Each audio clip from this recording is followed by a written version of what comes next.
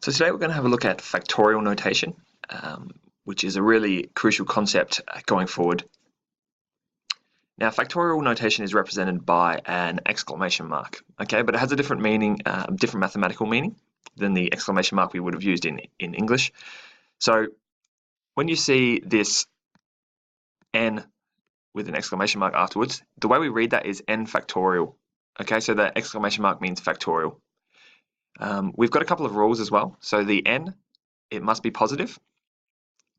And what the n factorial means, this is the definition here. So if you have this number n factorial, it means we have to take the number n, which could be anything. It could be 4, could be 100, could be a million, n, and we times it by that number minus 1. So if it was 10, we times it by 10 minus 1, 9. And then we keep doing that until we get down to 1. So what I mean by that is this example down the bottom. Oops. This example down the bottom, 8 factorial here. That means you take your 8 and you times it by 8 minus 1, which is 7. And then times that by 7 minus 1, 6. And you keep doing that all the way until you get down to 1. Okay? And if you put that in the calculator, you get 40,320. So it's not a difficult concept. It's just using multiplication. However, it is really important. Okay, it's just one quick tip. We don't have to prove this one in the course, but we have to understand and know it.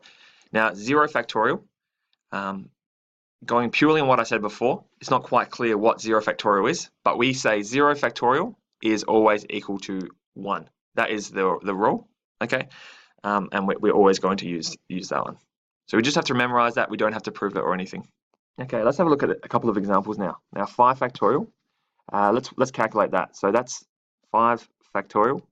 That equals 5 times by 5 take 1, 4, times by 4 take 1, 3, all the way down until we get to 1.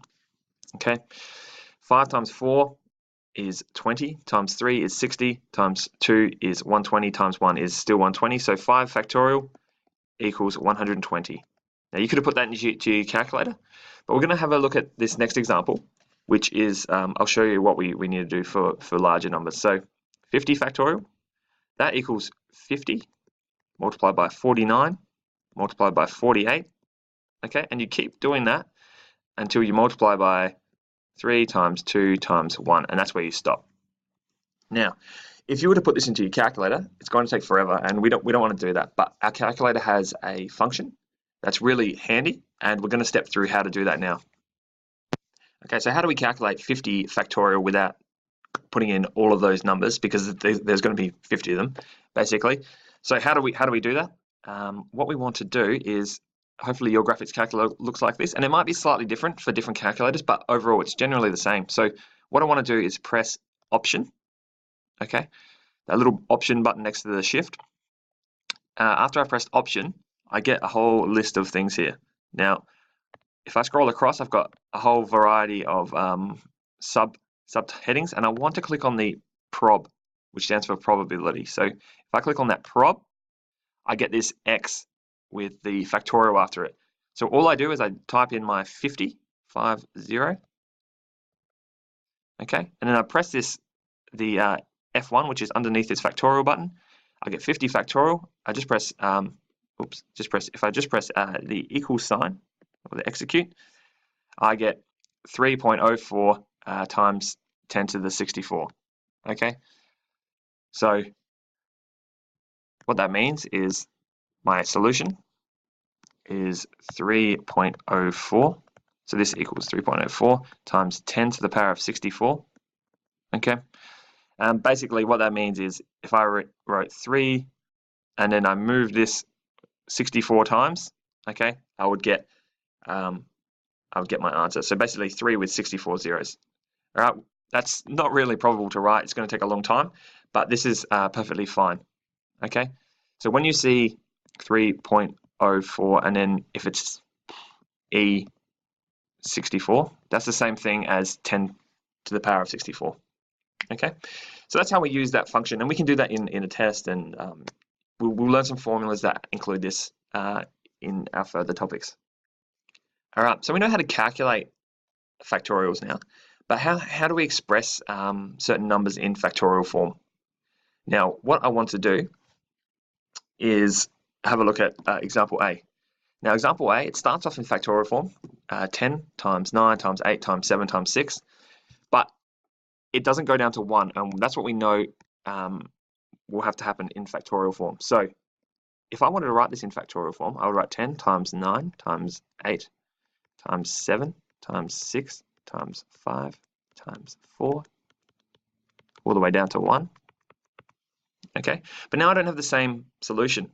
The way I can get it though is if I divide by everything from the 6 onwards, so 6 times 5 times 4 times 3 times 2 times 1, these will cancel. So the 1 will cancel the 1, 2, 2, 3, 3, and I'll just be left with what I originally had. Okay, now I can write this in factorial form. So the numerator is 10 all the way down to 1, which we can write as 10 factorial. And the denominator is 6 down to 1, which is 6 factorial. Okay, so this is another way of representing our original factorial, or our original set of numbers that wasn't in factorial form. Okay, so part B, I've been given again, the numerator is not in factorial form, but the denominator is in this case. So what I want to do is I want to write the numerator in factorial form. So 12 times 11, all the way down to 1.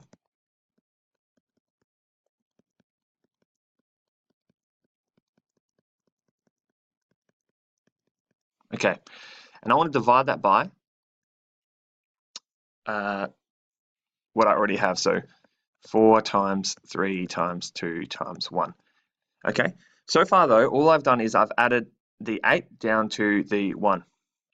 So because we didn't have that in our original set of numbers, I need to make sure we divide by 8 down to 1.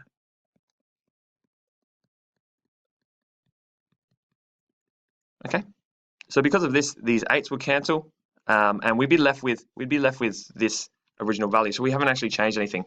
But now what I can do is I can write, our numerator is 12 down to 1, so I can write that as 12 factorial. Our denominator, we've got two parts to that. One of them goes from 4 to 1, so that's 4 factorial. And the other part of that is 8 down to 1, so 8 factorial. Okay, so that's how we represent that.